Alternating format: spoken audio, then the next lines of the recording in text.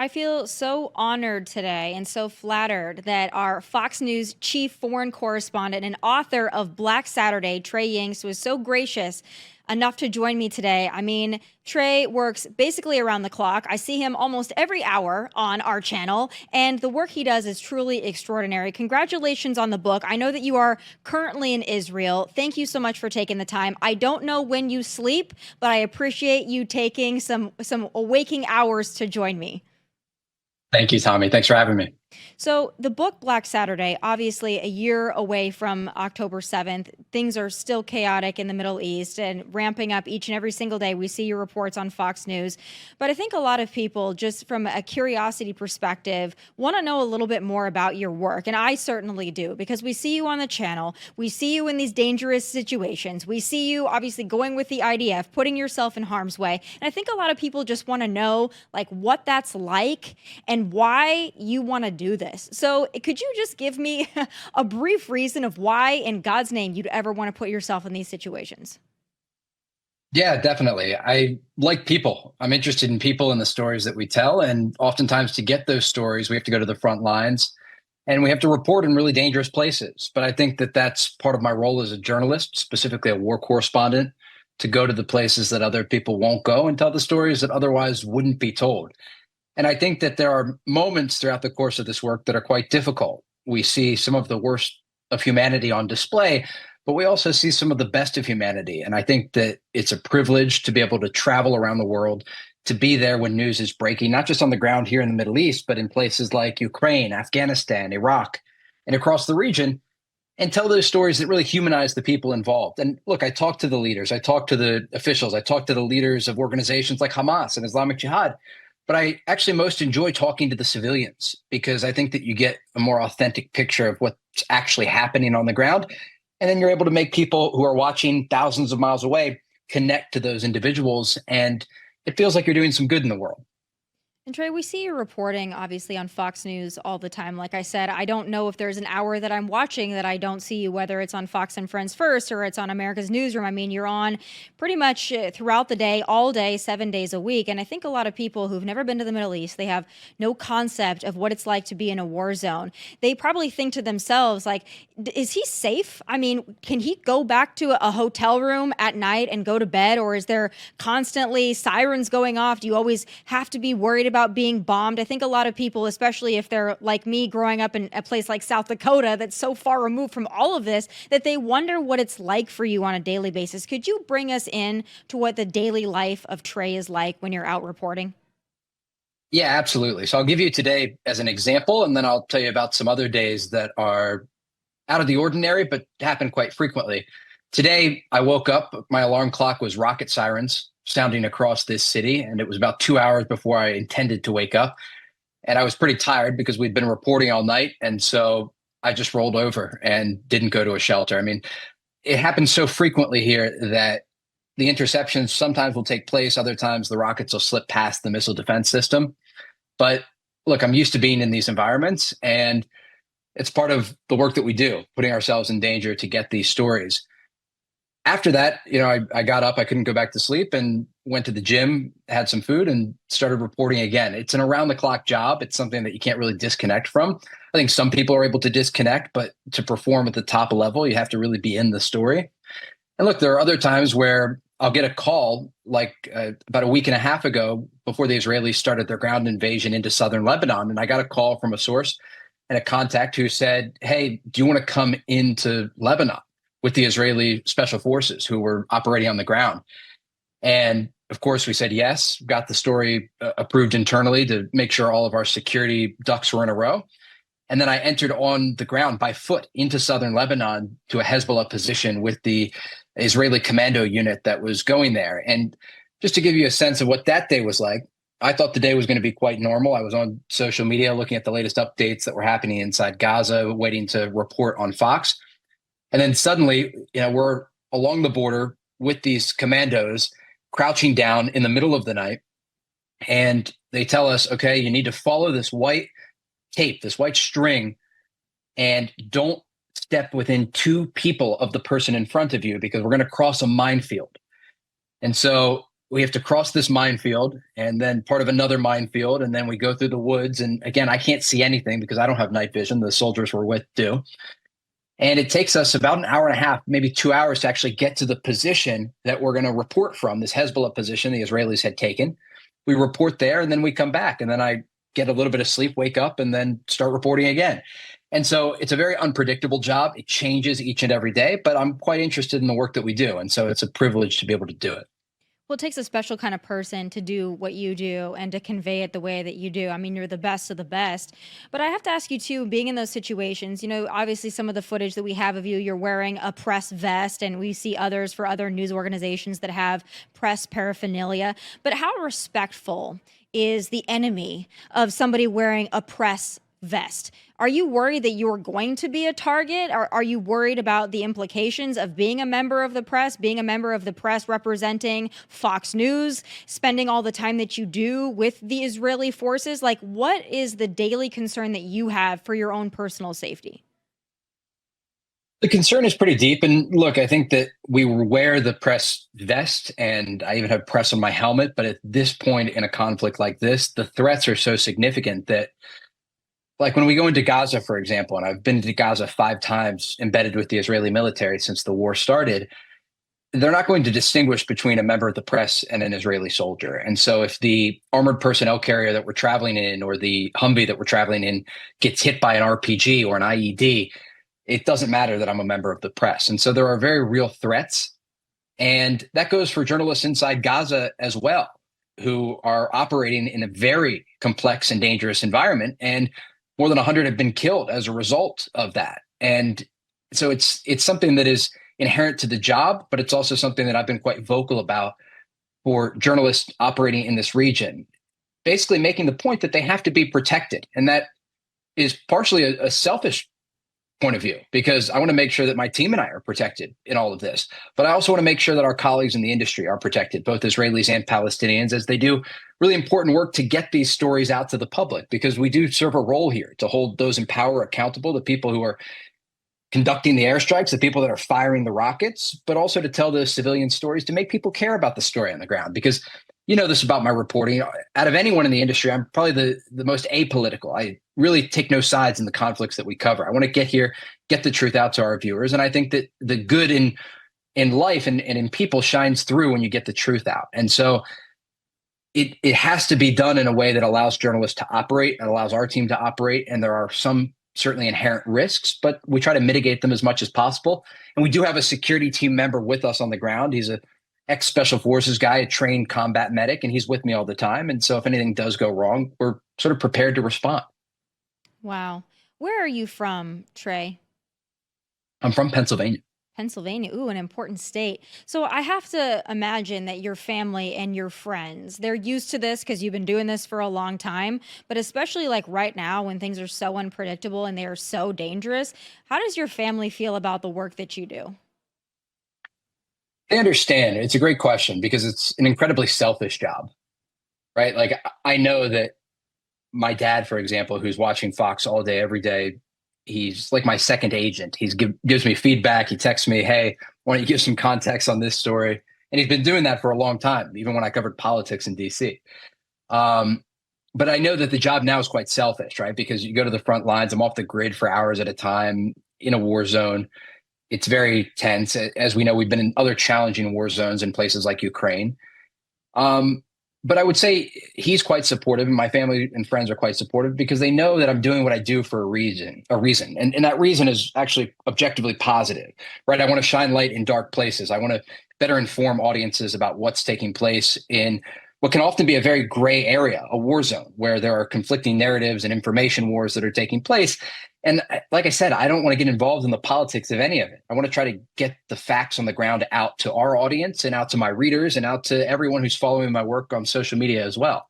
And so you'll see that, I use a lot of X and I use a lot of Instagram and TikTok because I want people to be updated in real time. But as a result of that, and my father and my friends, people that are watching, they're also following my updates. And so when I say there's a rocket barrage at the city that I'm in right now, and I can see a few impacts off in the distance, I only imagine my father is watching these updates on X and he's probably thinking like, I hope he's safe. And so it's an Right. incredibly selfish job, but I would say my circle is quite supportive of what I do. Yeah, they would have to be at this point because you couldn't do what you did without it. Are there ever any, stories or any operations that you are invited to go on by this source or that source that you just say like, "No, that just feels too much for me. Like this is a little too dangerous, it's a little too far, it's a little too much. I'm going to sit this one out." Yeah, definitely. Even this weekend, I received, I guess you could call it an invitation, but an opportunity to go and report in southern Lebanon. And I just didn't have the details that I wanted. And so I didn't go. And at the end of the day, it's often my call. I mean, it's a consensus decision that's made. And we have an incredible team at Fox that is so supportive. And from a leadership perspective, their number one goal is always safety. And so, that's why if there is an approval process to get these stories and to be able to go and do them. But oftentimes before it even gets to that process, I call it off or I say no, because when I was a lot younger, I've been doing this for a long time. When I was in university, I started this company and we sold raw video from war zones. And so I was in the Gaza Strip in Ukraine, all these places when I was 20. And I was a lot dumber back then. I would just run toward the fire. I didn't think about the consequences. Now, I have people that care about me. I have a job to do. I have something also that I'm trying to build from a media standpoint, right? I'm trying to be the next generation of war correspondents that I think will be able to do it in a more objective, truthful manner in a way that's going to make people care more. And so I don't want to go and get injured or get killed doing this. And so there are certainly times where I make decisions of not going. But like I said, with that security advisor, it's quite helpful because he has a lot of combat experience. And sometimes I can talk it over with him and say, like, look, what do you think about this? And he'll be like, there are very real threats. Like, here are the threats, and here's what could go wrong. And we talk, and I'm like, okay, so let's do it or let's not do it. How afraid are you when you're reporting that maybe you're going to get something wrong or you're going to misspeak? Because I know just doing what we do, I mean, even talking about politics, like there's so many figurative landmines that you have to navigate just doing anything, especially in the height of an election season. It's like you say the wrong word, you mischaracterize something, you get something wrong, not intentionally, but just you say something the wrong way. How much of a concern is that for you, given the gravity of your situation and how many people are watching your reporting? I imagine that has to be a really heavy weight to carry. It's a really heavy weight, and I can give you just a recent example of how heavy it was. I was the reporter who broke the news that the Israelis had targeted the leader of Hezbollah, Hassan Nasrallah, in an airstrike in the Lebanese capital of Beirut. And the sourcing for this story was really complex. It was very, very secretive. It was very delicate sourcing, and I needed to make sure that I got it right because I knew that it would create an entire news cycle and it would change the course of the war. It would hold a lot of weight. And so, I mean, my team can attest to this. I was on the phone. I had two phones going. I'm like telling people, like, I need you to repeat to me exactly the words. I'm going to repeat back to you what I am going to air with, what I'm going to report, because this needs to be right. So I want to confirm this is the person, this is the information that you have. This is why you're confident that this is correct. I need to confirm this with someone else. And so there's a lot of pressure, but I do feel well. I feel that I operate well under pressure. I actually think that I do my job better under pressure. And I don't know if that's a result of being a war correspondent or the adrenaline that comes with it. But yeah, I mean, there's a lot of pressure, but I'm not really afraid of misspeaking because I live this story. Like, I'm around it all the time. And I'm like acutely aware of the fact that most people will find a problem with the same story that I'm doing. Like, I find that I get a lot of negative feedback from people who are pro-Israel and people who are pro-Palestine, and that tells me that I'm doing my job correctly because Exactly. I'm not here to make anyone happy. Like, I'm here to cover all angles of the story, and a war is incredibly complex, and two things can be true at once. And I try to explain to people in my book, and I try to explain to people in my reporting that you can call for the protection of Palestinian civilians amid war, and you can also call for the release of Israeli hostages. Those things don't have to be mutually exclusive. And in the course of my reporting, I highlight both of those stories. And so I would just say the thing that I think about more when I'm navigating this job is that I need to make sure that I'm providing a clear and objective view of everyone involved. And then I'm also providing the nuance to the reporting because I think people want things to be black and white in war. They want things to be good and bad. And the reality is that it's war, and war is really messy, and you have to provide context to the reporting and do as good a job as you can to get to the reality of the situation on the ground. And everybody wants to pick a side or feel like they can pick a side. You got to take me back to Black Saturday, October 7th.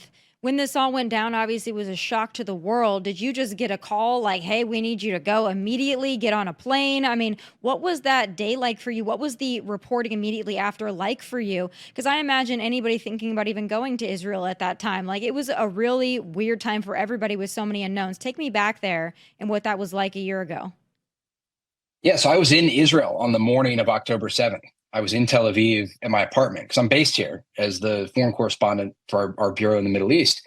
And so I got a call from my producer at 7:03 in the morning on October 7th. And she said, something's happening in the South, rocket fire all over. And so I did what we always do, get on the phone with New York, get the movement approved so they know where we're going. And then we headed to the Gaza border. But at this time, we didn't know it was an infiltration. We knew that there were rockets all over, and we figured we were going to be under rocket fire all day, but we're used to being under rocket fire all day. We had no idea that when we got there, there'd be gunfire in the distance and that Hamas had actually infiltrated into southern Israel. And so that story was difficult from a number of perspectives. I mean, and also just the fact that we survived based on luck. Like I wasn't some master understanding of the situation and able to sort of step back and figure out exactly what was going on and where to go. No, we literally just survived because we didn't go one more intersection. Otherwise, we would have driven right into a Hamas ambush. And we were literally less than a minute away from doing that. And we didn't do that just because of one decision, a decision that I made in real time to be like, again, back to what we just talked about of like, do we go? Do we not go? Okay, let's stay. Now, had I said, let's go, we would have driven into that ambush. And so it's just a weird timing thing, but that was what the morning was like for me. And then we spent really the next like 2 months in southern Israel reporting. We stayed in the south at a hotel. We went into all these kibbutzim, these communities along the border, and reported on the aftermath of the attack. We reported on the war that then erupted, the rocket fire, the ultimate ground invasion that happened into Gaza. And so it was an intense few months. I mean, it's still intense. It's just over a year into this war, and we're still covering the same story in a weird way, right? Like I'm still reporting what's happening in Gaza. Now the rockets are mostly coming from the north, but it's every day, and it's been like this for a year, and so it's tiring. Yeah. But hopefully it'll be over soon. Boy, I mean, I don't know if it's going to be over soon, but I can only imagine how tiring it is, even for somebody who does what you do and loves what you do. So, kind of in wrapping up, just for my viewers and my listeners out there, that what you do is so foreign to them, no pun intended. What do you do to escape it all? Like for me, politics is 24/7. I'm always worried about the campaign. I dream about the campaign. I think about election day. And so, I watch Bravo because that's mindless TV for me, and that helps me get out of the constant cycle of the election. But for you being there and having sirens go off, like what do you do to decompress so that you're not thinking about this stuff 24/7? Or do you think about it 24/7? Maybe I should start watching Bravo. That's a good idea. No, I think about it 24/7 in a really unhealthy way. Like I'm obsessed with this job. I think that as a result, we're quite competitive on the world stage when it comes to foreign correspondence. But I'm trying to get a little bit better at disconnecting from it. I would say that it's still challenging. Like I went back to the States for when I was going to do this book tour. And I went to a friend's wedding, like the first weekend that I got back in New York. And like I'd just been covering a war for a year. And I go back like occasionally. I go to the correspondence dinner every spring and, I'll go back like once or twice a year. But it's always really jarring to just like turn it off and then talk to people about the weather and sports. And so that can be challenging. There's that aspect of it, like the reintegration part. But then there's the aspect of just like day to day. And today's a good example. Like, how do you sort of try to live a normal life amid war? And for me, that's focusing on really healthy things. And so I do cold exposure, whether it's cold showers or cold plunges, go to the gym, eat really clean.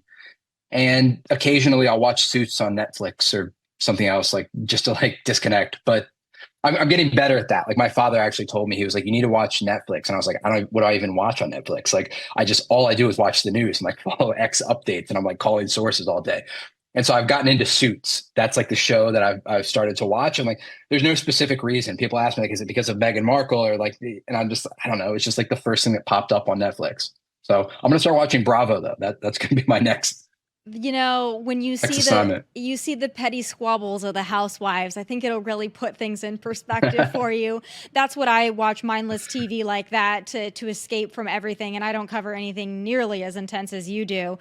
But, you know, Trey, I really appreciate you taking the time. I know that you're up like all hours of the day. I know that you're so heavily invested in this, but you really are the best of the best, and we are so lucky to have you as a colleague, and we're so lucky to have you on our channel. Thank you for taking the time. I can't imagine what your days are like. And congratulations on the book Black Saturday. I mean, an incredible, incredible firsthand account of these things. And I hope everybody will get it, read it, check it out. And you do incredible work. And thank you so much for taking your time to do this with me.